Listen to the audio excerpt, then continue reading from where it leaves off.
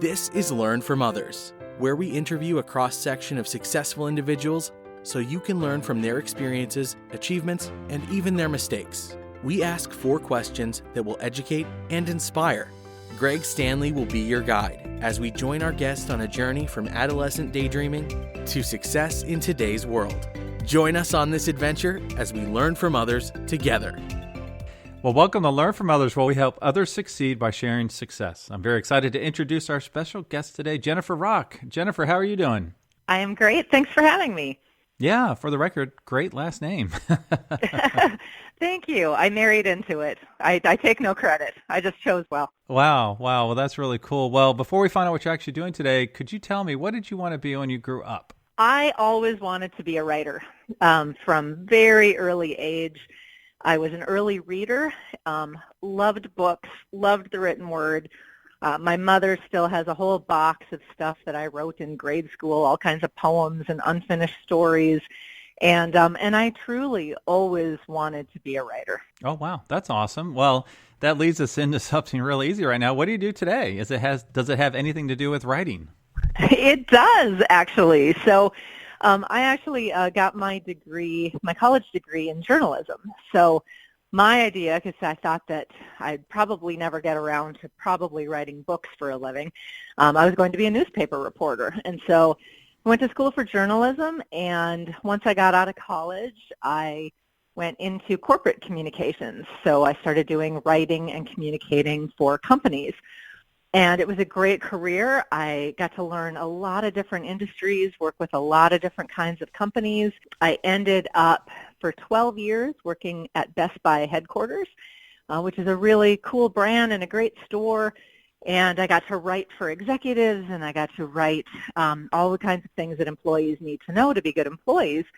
And after 12 years doing that, I ended up the last 6 years, I struck out on my own with a colleague whose name is Mike, and Mike and I formed our own communication agency. So we still write for companies, we write speeches for executives, and basically, write the things that employees and people need to know about companies.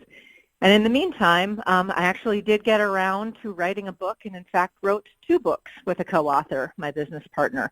And those have been published within the last 6 years, so that really was the result of a lifelong dream to write and publish a book. Wow, that's amazing. So you wanted to be a writer when you grew up, and now you're a writer in many different facets, right? Absolutely. Helping a lot of different people out. Well, what did you take through college that prepared you? What was your first job? Did you do any internships? Did you have any mentors, that kind of got you to where you are today? Yeah, so I did have an internship. So like I said, in college, I had some great journalism professors, some really encouraging people who taught me how to write well. And I think everybody thinks that they write well until you actually get a really tough editor or teacher in front of you saying, this could be better. Let's make you better at this. So I owe a lot to them. A lot of credit goes to those teachers. I had an internship right out of college, and I'll be honest, I hated it. It was the only internship in my field I could find, and it was with a bank.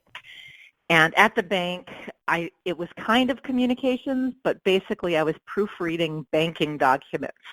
So it was my responsibility to make sure all the signatures matched up and that there were no typos in these legal documents that the bank was producing. And although it was kind of communications, it wasn't creative, it wasn't interesting to me, but I had to have an internship for my career, and so they were good to me. It was good experience, and I guess what it did is kind of taught me the kind of job I don't want to have, which is something that doesn't use my creativity and doesn't allow me to really make use of my communications and my writing background.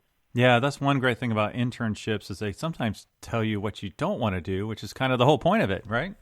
That's exactly right. It was an incredible learning experience. And I think, I always go into anything now, internship or job or project or anything that I'm doing in my career. And I think you always have to look at something like a learning opportunity. It's like, this may not be my favorite meeting of all time, but if I can take something valuable out of it, it was worth the time. Right. Yeah. So how did that internship adjust your path, or did it? Yeah, it did, and that I think it taught me the type of company I did want to work for. There's nothing wrong with working for a bank or a financial institution or an insurance company. Those are big, important, good companies, but they are also heavily regulated and very black and white and very by the book. And I wanted to do something more creative than that. I wanted to work in industries where I could learn a lot of things and be able to write about really creative things. So one of my first jobs out of college, real jobs after the internship, was I did communications for an architecture firm. And that was one of my favorite jobs of all times because I got to communicate and write about how to construct a hockey rink or how to design a hospital or, how to make the grounds of a hospital be welcoming and how to put trees and landscaping architecture and things like that, which was much more interesting to me and much more up my alley than working for a bank. Wow. Well, now, what is your typical work week like? I guess kind of talk to it maybe as a communication expert, and then maybe how things have changed while you were writing the book and since then. Sure. So typically for the communication agency, so there are two of us, and we work for several different companies, helping them do a number of different things. So it's a lot of managing lots of clients and lots of projects at once. And it's really getting to know what a company sounds like and what they do and the history of the company so that we can talk about it and write about it as though we are a part of that company, even though we aren't. They just hired us to write a speech or to write an article about what they do. And so sometimes, our weeks look really different, which is part of why I like my job so much. It's never quite the same. And so a day might be spent helping put together a speech for a president of a medical device company who needs to rally his sales team into becoming number one in the country for what they do. And then I might have to switch my focus and help a small company out of Sarasota, Florida, communicate their health care benefits and what's changing to their employees. And both of those are very important things to communicate to employees of a company, but they take very different tones. One is very black and white and very critical to know your health care benefits. The other is rallying a sales team and being very excited and up and doing that in a speech format. So it's a little bit of kind of whiplash sometimes of switching between projects, but that's what I love about it. I get to do a lot of different things for a lot of different companies. Right.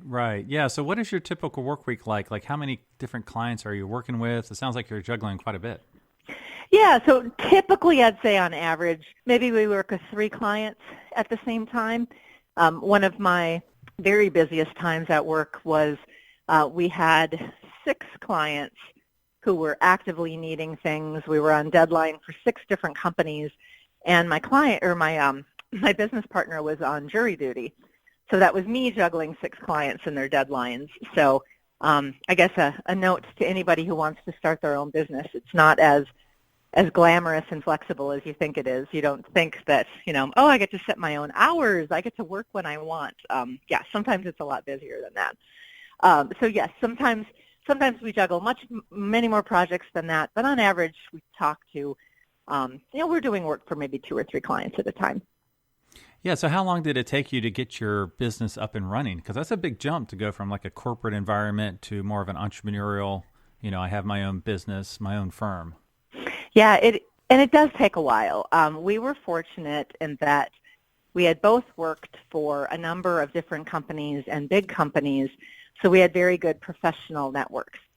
So when we ended our corporate jobs and decided to do our own company, we let everybody we know that we were starting this business, and here are the kinds of things we can help you with.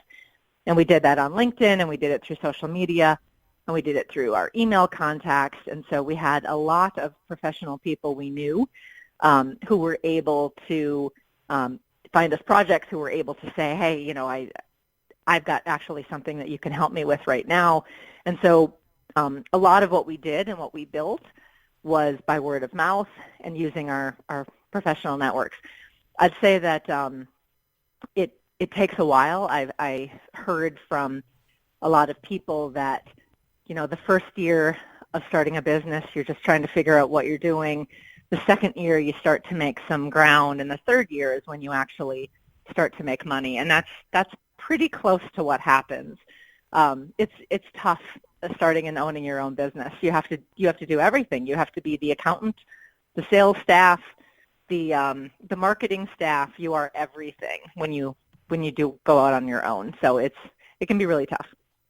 Right. Yeah, it is a lot of work for sure, and you are wearing all the hats, and you're probably going to have to do something you've never done before. So, yeah, that's exactly right. And even, being a communications expert, sometimes it's hardest to communicate about your own work. And so, I can describe somebody else's company. I can write content for somebody else's website to describe exactly what they do. Sometimes it's hardest to describe what you do yourself. Right. Yeah, you're too close to it, right? Mm-hmm. That's exactly right. As a reminder, you can check out all previous episodes at learnfromothers.org. And if you're an educator or a student, you can search for Podcast by Career Cluster. So, Jennifer, we learned what you wanted to be when you grew up, which was a writer, and what you do today, which is a writer as well. So congratulations. That doesn't happen often. No, it doesn't happen often. It's, I know I'm quite rare. Yeah. So looking back on your career, what would you do differently? Oh, gosh, that is an excellent question. It took me a long time to get to where I am. I think I wouldn't change much about my career path through corporate communications. I enjoyed every job I've been with. I've met some great people. I learned so much in every experience that I had. I wish I would have started writing a book sooner. I think a lot of times people mean well and they say, oh, I should write a book, or I think I have this story in me. And there is nothing better you can do than just sit down and start to write it. I think I wanted to have the story too perfect in my head, or I had too many ideas and didn't know which one to pick. So I would have started sooner. Right. Yeah. No, that's really great advice. I know a lot of folks look at the big leap they made some point along in their career. And the one thing they do is they typically go back and wish they made that big leap earlier. So it sounds like you're on that same page. Exactly. Wow. Yeah. Now, looking at your career and what you do, what advice would you give a student who would like to do what you do, to be a communications expert? Yeah, I'd say communications is such a fantastic industry to be in because there are so many facets that you can go into. So if you have a journalism or a mass communication degree or a strategic communication degree, you can find yourself down a path of public relations or media relations or internal communications or marketing communications. And, my greatest piece of advice is something that somebody gave me a long time ago, and I would pass it along to anyone else. And that is to just try a lot of different things. Don't get yourself necessarily locked into one of those paths. Find a job that you get to wear many different hats, and you get to try out public relations and internal communications, and find, not only what you're good at and what you want to get more experience in, but find what really is passionate to you. I mean, find something that really gets you jazzed to get up in the morning, because we spend way too many hours at work not to like what we do. So find that thing within communications that you really like to do, and ask other people in the industry, ask to shadow people, and really find that niche for yourself that excites you. Yeah, that's really, really great advice, because to your point, you're going to be doing this a long time, and if you don't like it, you're probably not going to enjoy it. So that's great advice. Well, are there any current projects on you would like to share? I know you mentioned 2 new books, and you were nice enough to send me Operation Cluster Puck, which I totally enjoyed. Could you talk a little bit about that? Sure. So the first book, these are 2 books in the series. The first book was BS Incorporated, and it's a fictional story loosely based on real life. Some real life experiences we've had in the corporate world of a big Midwestern company that grew too big too fast and always seems to find itself spiraling out of control. So it's very much kind of the Office kind of novel of what happens behind the scenes at a big company. And so BS Incorporated was the first book that came out several years ago. Operation Cluster Puck is the sequel, and that is the company expanding into Canada, and all sorts of crazy mayhem happens. That book came out about a year ago. And so you can find either one of those books on Amazon or where fine, good books that make you laugh are sold, because both of these books should make you laugh. Yeah, it surely did. Is there a third one planned?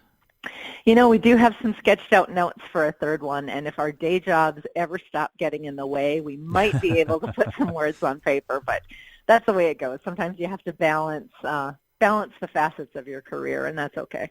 Right. Wow.